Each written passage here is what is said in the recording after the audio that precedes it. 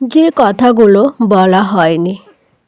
কখনো কখনো সবচেয়ে বড় গল্পগুলো চিৎকার করে বলা হয় না, ওগুলো নীরবে বয়ে চলে আমাদের প্রতিদিনের ভেতর। এই শহরের এক কোণে একটা ছোট ঘর ছিল। ঘরের ভেতর একজন মানুষ আর অসংখ্য না বলা কথা। যে মানুষটা প্রতিদিন সকালে উঠে একই রুটিনে কাজে যেত।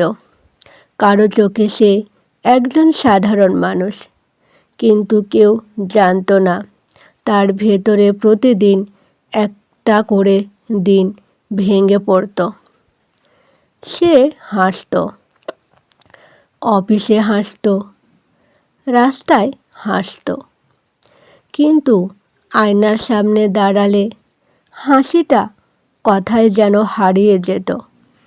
কারণ কিছু প্রশ্ন কাউকে করা যায় না, যেমন আমি কি যথেষ্ট, আমি কি কাউকে দরকার, আমার অনুপস্থিতি কারো জীবনে কোনো পার্থক্য আনবে। সে কাউকে দোষ দিত না, কারণ সবাই ব্যস্ত, কারো সময় নেই, কারো ভাঙা মন শোনার। একদিন সে লক্ষ্য করল তার ফোনে অনেক নাম আছে, কিন্তু কথা বলার মতো কেউ নেই। সবাই বলে সময় ঠিক করে দেবে, কিন্তু সময় কখনো জিজ্ঞেস করে না আপনি ঠিক আছেন কি না। সে মানুষটা একদিন হঠাৎ থেমে গেল, দৌড়ানো বন্ধ করল, নিজেকে প্রশ্ন করল, আমি শেষ কবে নিজের জন্য কিছু করেছি। সেই দিন সে অফিস থেকে ফিরে বারান্দায় বসে রইল। আকাশটা অদ্ভুত শান্ত ছিল, ঠিক যেমন তার মন হতে চেয়েছিল বহুদিন।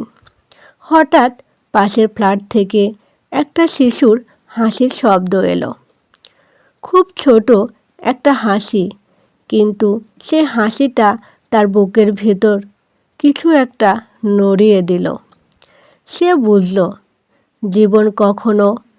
জীবন এখনো থেমে যায়নি, শুধু সে নিজেই থেমে গিয়েছিল। পরের দিন সে কাউকে মেসেজ দিল, একটা ছোট লেখা, তুমি কেমন আছো। অবিশ্বাস্য হলেও সত্য, ওপাশ থেকে উত্তর এলো। সে উত্তরের সাথে আর একটা প্রশ্ন, তুমি ঠিক আছো তো।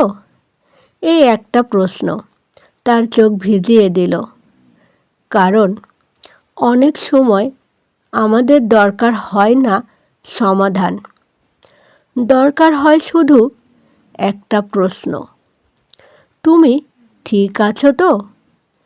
সেই দিন থেকে সে আর সব কথা জমিয়ে রাখে না, সব সময় শক্ত থাকার অভিনয় করে না, কারণ মানুষ পাথর না। সে শিখে গেছে চুপ করে থাকা মানে শক্ত হওয়া নয়। কখনো কখনো কথা বলাই সবচেয়ে বড় সাহস। আর যদি আপনি এই লেখাটা পড়তে পড়তে একটু থেমে যান, তাহলে জেনে রাখুন আপনি একা নন, কারণ এই লেখাটা আপনার জন্যই লেখা।